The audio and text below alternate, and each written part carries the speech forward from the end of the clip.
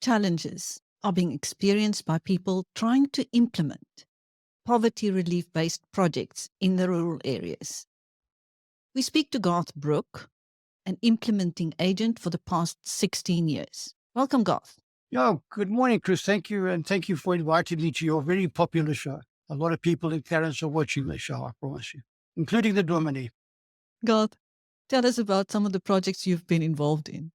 It originated some 16 odd years ago when I basically finished up in the high-tech markets. I was marketing director in a very high-tech silicon-based company. And took a break, and I got a phone call from the Department of Tourism. And I must say from the onset, Chris, that the Department of Tourism were a bliss to work with. Let me get it right. People like Jonga Kulani and the likes, they were really superb people. They had their hearts in the right place. They had their heads in the right place. They knew what they were doing. And we started work. And anyway, we talked in Pretoria. They phoned me up because I'd launched a small book on fly casting, how to cast a fly and all those funny things. And so I went over to Pretoria and they said, we want to introduce fly fishing into the poverty market. We want people to monopolize on this fast-growing sport. So I said, fine, what do you want us to do? They said, will you come back with an idea? And of course, in the high-tech market, you're writing budgets every day, you're halving memory prices every hour. Crazy market, really wild market. And so writing up a budget for the department was no sweat, and the business plan, no problem. And they said, fine, let's do a fly tying factory. And fly tying is an art. It's an art form. And if you saw a salmon fly, you would actually gawk at that thing. I mean, it's incredible. You wouldn't use it to fish with. You'd put it up in the mantle. So incredible stuff, really lovely. So I came down to Clarens, loved the place. It's one of the highest poverty nodes in the country. Walk was just down the road, 20 k's away. And so we thought, right, we'll fire this up and get it going, get people back to work. And that's where we started. And I must say from the onset, I never thought for a second that I would encounter some of the things that I did find over the past 16 odd years. And as I said, tourism was superb. Worked with us. We started up the factory. And we had 60 women. Now, when you employ 60 women, you're effectively employing 240.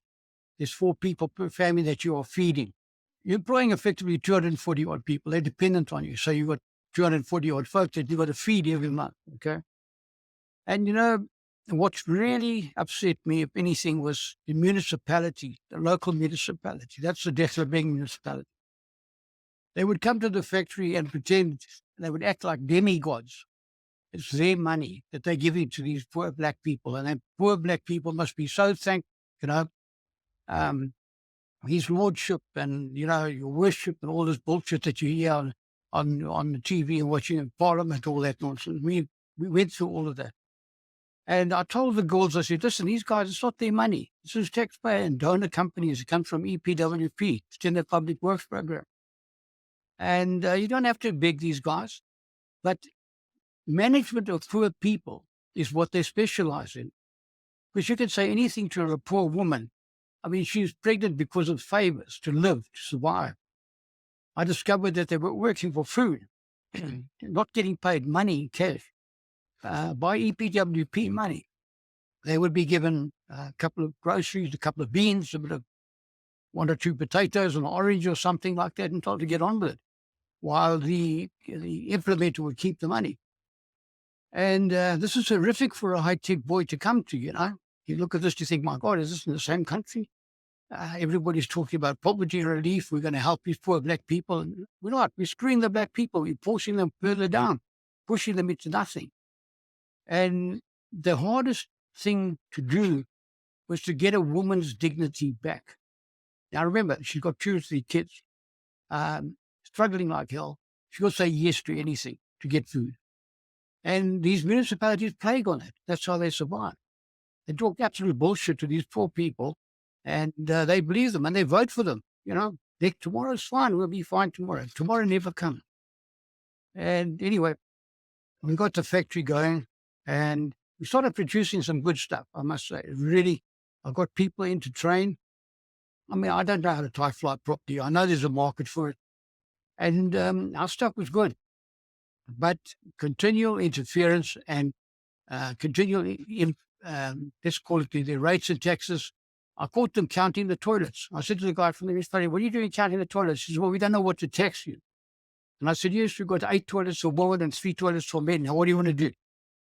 So he says, "Well, 8 and 11 times X amount of money, that's what you're going to pay each month." Stuff like that. And they're in it for the bucks. They just cash, cash, cash. That's all they want. So you've got Pretoria paying you, then you paying the municipality rates and taxes. You know, this is not what it's all about. The money, the total sum of money should go into the pockets of the poor. That's what the whole project's all about. That's what you give the money for. And those poor people will then divide it amongst themselves because you've got a family of. And I don't know how the hell you live off 3,000 Rand and you feed 4 people, but they do. And I've been into the homes and I've had to sit with them, I've talked with them, I've seen it. It's shocking. And to talk, you talked like that to me, you caught me at a good time. Let's just move on now. What happens? How do you define the poorest of the poor? I was told we have to employ the poorest of the poor. The municipal guys come in, they said, "You must employ that woman, she's poor." You look at her and she's got her high heels on to die for. Gucci, all kind of Zuki stuff. So that calls on. Where? You've got shoes like that, And look at you, you've got these shiny little shoes on as well. What are you? And then you see this other very poor woman standing there with a plastic bag, a Checkers bag or something. And you find out that these municipal guys are trying to get you as an implementer, trying to force you indirectly to employ their family, their daughters and their more daughters. So the whole families are getting 2,500 months times 4, and Papa takes the money and he can get drunk every night. Fantastic stuff. This is really cool. So sitting bullshit. It doesn't work like that. And I made myself very unpopular with the municipality, extremely unpopular. So and this particular one, which is the fly tying factory in particular, I just called it. I said, "Stop, we're not going to employ anybody. Bring your ID books." And we supplied a clean drum. And the next day, the girls all came back. And I mean, if I wanted to employ 100 people, you got 500 people. Honestly, it's shocking to watch it. And they stayed in a long queue. And 90% of them are impoverished, totally impoverished, got nothing. And I've got to say to them, stand there and say, as a white boy, I've got to stand and say, "Look, I can only afford 100 because that's my budget." They understood. They actually understood it. It brings tears to the hardened eye, I promise you. It's terrible. I had to go through that crap. Anyway, they put the ID books in the drum, all of them. Now, you can imagine this, Chris, yourself. You put your ID book in. I got one of the girls working for me, black girl, pretty nice girl. And she'd roll up the sleeves, pull out the ID book and say, "Okay, Emily, you got this, and, Sansa, you got that." And we would get our 60 that way. And that way we got rid of the council. We got rid of most of the council. There would be those that came in because you don't have a choice. So it's a gamble. But at least I got a fair spread of poor people. And that's how we started. And that was the introduction from a high tech, flogging semiconductor products and then suddenly into this world of absolute poverty. It's an eye opener. And of course, my popularity wasn't great with the municipality. And we moved then from the fly type factory because things were going well. The department was happy. We had 60 people. We budgeted. They came down once a month, and they must come down. I always say, if you don't have you don't have involvement from the government, they're not interested, and you're never going to succeed. You have to have good comms with the departmental guys. And sorry, am I waffling too much? Or if you want to stop me anyway, because I'm just going on. Just tell us about specific projects, please. Okay, so that was the fly tying factory, and then it was going that well that we decided to do the same for clearing up and river clearing, and that's when the company River Rangers started. And we started working from that, and the same thing applied. And then it grew. Department was happy. We went up to Mitsimatsu. It was an absolute shambles. There was 3 implementers, and cattle were living in the huts they were building for tourists. I mean, it's fantastic stuff, really. Go rural, go home, that kind of stuff. And we took over that project and we cleaned it up. And It's an incredible project. It's a beautiful place. The whole concept was that we clean it up, rebuild, get water, electricity, get the whole place shown. And then the community, the tribal authority, we hand the keys over to the tribal authority for them to then market the product and to put it on, and to get the value back. The value back would mean that they would then spend that money, not on themselves, because it was very strict about that, but they would then have to build, say, clinics or small schools or whatever. And we set it all up. We got it correct. We got it 100%. I got a company of attorneys from Joburg, because I didn't trust any attorney locally. I mean, I was getting nervous. I was on the nervous breakdown with this lot, you know. So we got a company from Joburg. They came, they started training the guys up. We spent an awful lot of money training waiters, waitresses, bartenders, fishermen, not fishing, guiding, showing people how to catch trout. And that project was the Kwakwa municipality soon picked up on the fact that this is a gold. This cannot go unslaughtered. They had to get their hands on this thing. Please believe me. So the subject came up about who's going to run the lodge. We offered our services, although it should go to open tender, which is cool. And I put my tender documents, the municipal guy took my tender, tore it up in front of my face, just like that. Tore it up and just he said, "You've got no job." I said, "Okay, fine. Stuff it up. Go on, make my day." Really, it's a great for them. The municipality of Kwakwa took it over, and to this day, Chris, nobody has used that facility, standing absolutely vacant. I believe the DA or somebody similar has gone up there and taken some samples or something. It's in Parliament, but nothing's happening. These people are sitting, waiting. I spoke to them the other day. I asked them things, so how's things going? The bedding is still there. Everything is in exactly the same place. We left it. Nothing has happened. And they're sitting waiting now. They're all trained up. They're waiting for the job. And how long is this? 8 years? Mr. Ramaphosa or China, come, boy, what's going on here? No tourism, no marketing, and no responsibility. And they have to fix that up. I'm actually going to demand that of Mr. Ramaphosa. I want to speak to him about that one. That's one thing I definitely want to do. I owe it to them. Chief Molefi has since passed on. He and I had a good relationship, straight, honest, spoke about a lot of things, trade him up on this running of the trust and everything. And we have to get that project back up. Wasted 24 million rand, poof, down the tubes. We don't do it properly. So, Garth, sorry to interrupt you. Have you engaged with the various government departments at national level? Have you engaged with the various government departments at national level to get help? Those projects were all with the Department of Tourism. And as I said, the tourism, the national level was perfect. They did everything that was required of them. They're handing over to the trust and everything. But the municipality would then get involved, and then the politics starts. And you and I will never understand the depth of the politics that goes on. It goes on forever. The meetings after meeting, hours and hours spent on nothing, stuff that you and I couldn't solve in 5 minutes. Say the municipality drags it on, throws electricity bills at them, puts them into debt and stuff like that. It's shocking. That lodge will sell. I promise you it will sell. So national level up to that point was perfect. Municipal point, Declabank, no. Kwakwa, no. These guys are not in it for the cause that the current government is talking about. It's like two different governments. I mean, the one is busy stealing from them, the other one's busy giving. And it's shocking that they can sit in the same room. I mean, the one guy that came to the project councillor, he owns a church. He was charging the staff, the girls that were with him, he tried to charge them 100 rand each for getting the job, which he claimed it was him that got them the job on the particular project. And I said to the girls afterwards, "How are you going to pay?" Now, girls are girls. I got 2 girls, and I tell you, you know how girls think. They think ahead of boys. They are miles ahead of us. And they said to me, "Mr. Brooks, don't be stupid. We get the job, but we don't pay it." And they laugh and they walk away. It's like they just know how to manage that situation, and I couldn't manage it that well. And this is the sort of stuff that goes on behind the scenes that you never see. Anyway, cut the long story short, the departments, the tourism department, perfect. I had no issues with those guys at all. I had no issues with the the tribal authority. The tribal authority, again, heart in the right place. They want to get it right. Just back to the municipality time and time again. And that was that.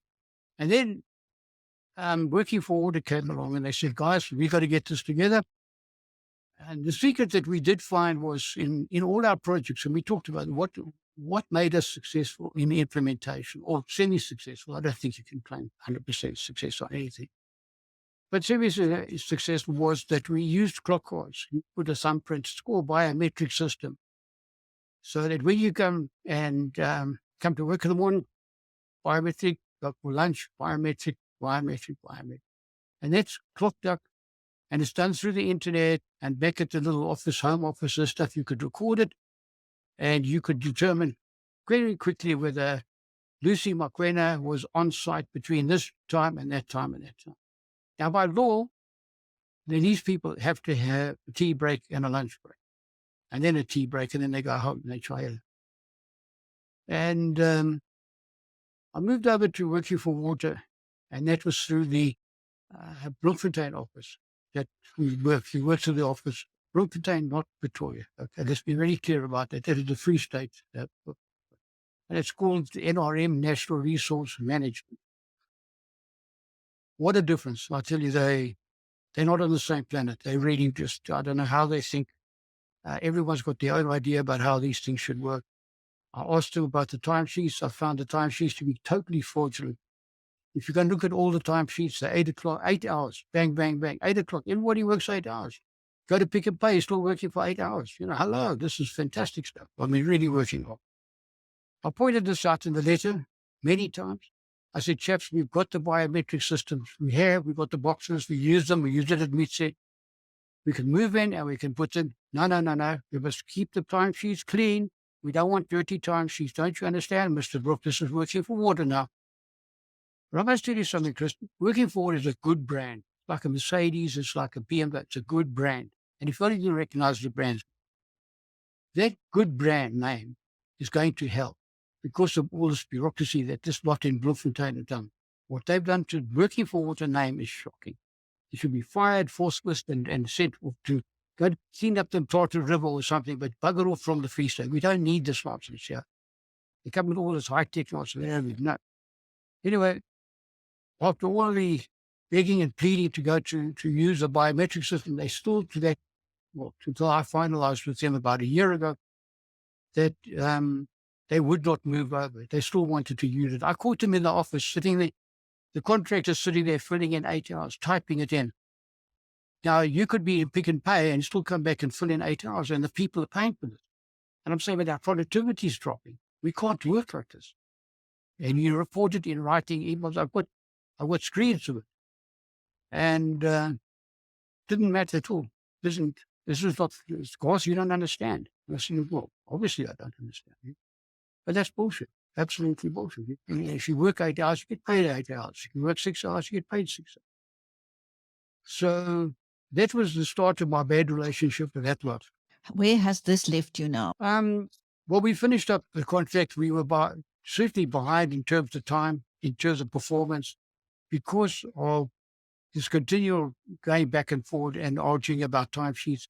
And then, of course, the system of what they call job classification or categorization, it's called, which is a complete utter nightmare. You don't have to be a mathematician to see that it doesn't. And we had loggerheads about that, so much so that they have told me that if I talk to you and I report this to you on your program, I will be blacklisted. I've got that clear. I will be blacklisted if I mention. I have now mentioned it to you, to your eyes, to your pretty little face. I'm going to get blacklisted tomorrow because I'm now talking to you on your radio. Which they realize that it does not work and they're trying to cover themselves up again. There are people standing around waiting for that money and still aiming for the project a year ago because we haven't got paid. None of us have got paid because the system doesn't allow you. You're sitting and waiting for someone else to finish the job before you get paid. I don't want to bore you with all that, but I'll tell you what I do want. I'm going to challenge Mr. Ramaphosa. He's had a very successful meeting in Paris. Fantastic. He raised 100 billion or something. I want him here in Clarens. Come have a coffee with me. I'll get Björn van Berg, who's a good friend of mine, farmer, get him as well, come talk to him. And what we'll do is we'll explain very carefully to Mr. Ramaphosa what it is we need in order for his poverty relief projects to work. It's not difficult. It's very easy work. It's like a garden, clean up a garden, it's the same thing. And I really want to do that. And I'm challenging it through your program to say, please, Mr. Ramaphosa, come and see us. When we had the fly tying factory, we tied ANC flyers. We did. This is symbolic because it's an art form, you know. Look, no self-respecting tribe's going to take an ANC fly. I can promise you the colors don't work. But, you know, it's really, it's a funny color for an insect to be. But we did it to show him that we can do it, you know. He never even said thank you. Didn't even give us a finger. None. So come on, Mr. Ramaphosa, sir. I'm waiting. Thank you, Garth Brook. And please invite me for that meeting. I want to be in Clarens when you enlighten President Cyril Ramaphosa on the implementation of poverty relief programs.